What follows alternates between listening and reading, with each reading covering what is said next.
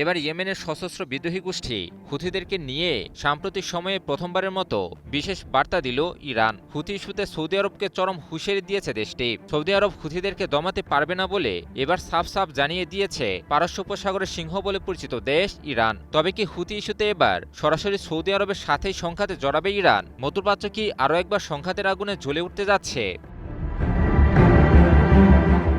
Yemen অবস্থিত দেশটির সশস্ত্র বিদ্রোহী গোষ্ঠী হুথিরা বহু আগে থেকেই ইরানের কৌশলগত অংশীদার। বছরের পর বছর ধরে পশ্চিমা চাপ মোকাবিলায় ইরানের পাশে থেকে সমর্থন জুগিয়েছে বাহিনীটি। বিভিন্ন সময়ে গোষ্ঠীটি ইরানের প্রতি তার বিশ্বস্ততার প্রমাণও দিয়েছে। যুক্তরাষ্ট্র ও ইসরায়েলের বিরুদ্ধে সাম্প্রতিক সংঘাতে সক্রিয়ভাবে ইরানের পক্ষে যুদ্ধেও নামে বাহিনীটি। বিপরীতে ইরানও অসশস্ত্র আর প্রশিক্ষণ দিয়ে বাহিনীটিকে মধ্যপ্রাচ্যের অন্যতম দুর্ধর্ষ আর শক্তিশালী বাহিনীতে পরিণত করেছে।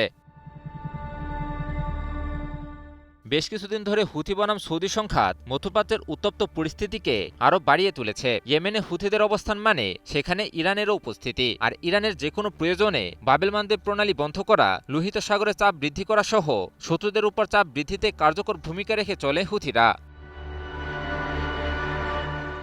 আর তাই তো হুথিদের দমনে বদ্ধপরিকর পশ্চিমাদের মিত্রদেশ এবং ইরান বিরোধী শক্তি সৌদি আরব। 2014 সাল থেকে শুরু হওয়া সৌদি হুথি সংঘাত জাতিসংঘের সমর্থনে হওয়া 2022 সালে যুদ্ধবিরতির আগ পর্যন্ত চলতে থাকে।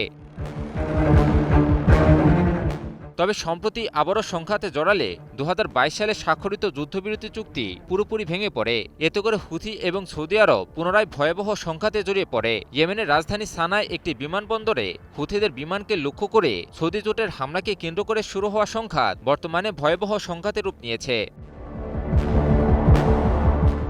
হুথিদের বিমানকে লক্ষ্য করে সৌদি জোটের হামলার পরই সৌদি আরবের বিরুদ্ধে ভয়াবহ হামলা পরিচালনা করে হুথিরা। সৌদি আরবের গুরুত্বপূর্ণ তেল স্থাপনায় হামলা চালিয়ে পাল্টা জবাব দেয় হুথিরা। তবে এখানেই থেমে থাকেনি হুথিরা। লোহিত সাগর এবং বাবেল মানদেব প্রণালীতেও সৌদি জাহাজের বিরুদ্ধে অবরোধ আরোপ করে বাহিনীটি।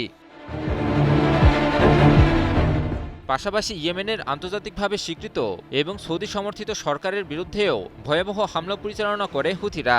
বিভিন্ন আন্তর্জাতিক গণমাধ্যমে বিভিন্ন সময়ে উঠে আসে সেসব তথ্য। এরই জেরে হুথিদের বিরুদ্ধেও সামরিক অভিযান পরিচালনা করে সৌদি জোট।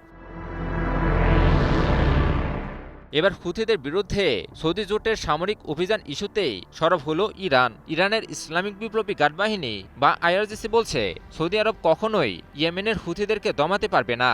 আইআরজিসি সতর্ক করে জানিয়েছে সৌদি আরবের উপর হুথিরা হামলার মাত্রা আরও বাড়িয়ে দিচ্ছে, আর তাই সৌদি আরব ইরান সমর্থিত হুথিদেরকে দমন করতে পারবে না। কাতার ভিত্তিক সংবাদ মাধ্যম আল জাজিরা এক প্রতিবেদনে তুলে ধরে এ খবর।